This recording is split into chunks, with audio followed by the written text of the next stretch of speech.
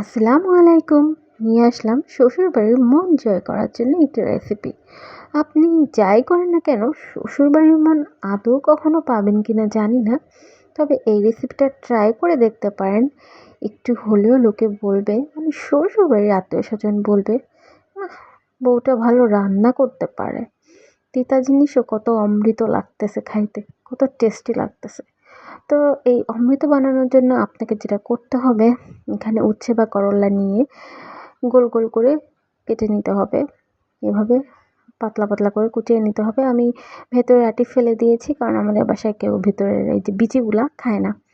আপনাকে যেটা করতে হবে, এখানে এক মুঠো করে দিয়ে ভালো মতো তেলে ভেজে নিতে হবে।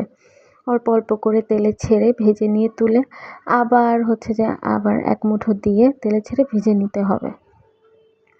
তো আপনি এখানে যদি পরিমাণে বেশি হয় তো হচ্ছে যে ২-৩ মুঠো করে দিয়ে ভেজে নেবেন।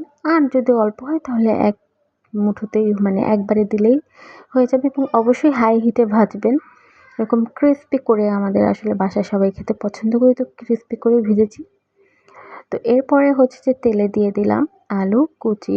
এটা একদম অনেকটা ফ্রেঞ্চ ফ্রাইয়ের মতো খেতে হবে, মানে একদম ক্রিস্পি করে ভেজে নিতে হবে তেলে ভালো মতো করে। এখানে একটা আলু নিয়েছি আমি, ৬ পিস বড় সাইজের উচ্ছে নিয়েছিলাম, আর একটা মাঝারি সাইজের আলু নিয়ে এভাবে ক্রিস্পি করে ভেজে নিয়েছি।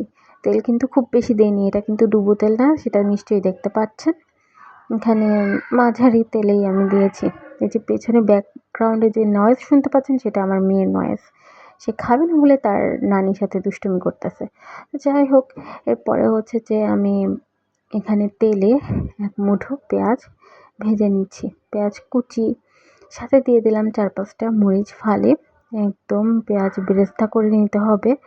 এটা খেতে বিশ্বাস করেন এত মজা হয়, ট্রাস্ট মি, আপনি ফিদা হয়ে যাবেন। নিজের রান্নায় নিজে মানে অবাক হয়ে যাবেন, এবং অনায়াসে ১ প্লেট ভাত খেয়ে ফেলতে পারবেন এই উচ্ছে বা করল্লা ভাজি দিয়ে।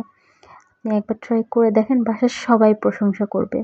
শ্বশুরবাড়ির লোক অবশ্য আপনার প্রশংসা নাই করতে পারে, সেটা তাদের মনের ব্যাপার।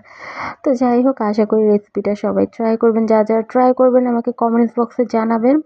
সবাই শ্বশুরবাড়ির মন পান এই দোয়া করি, আর নাই পান অন্তত স্বামীর মন পান এই দোয়া করি। সবাই ভালো থাকবেন। আল্লাহ হাফেজ।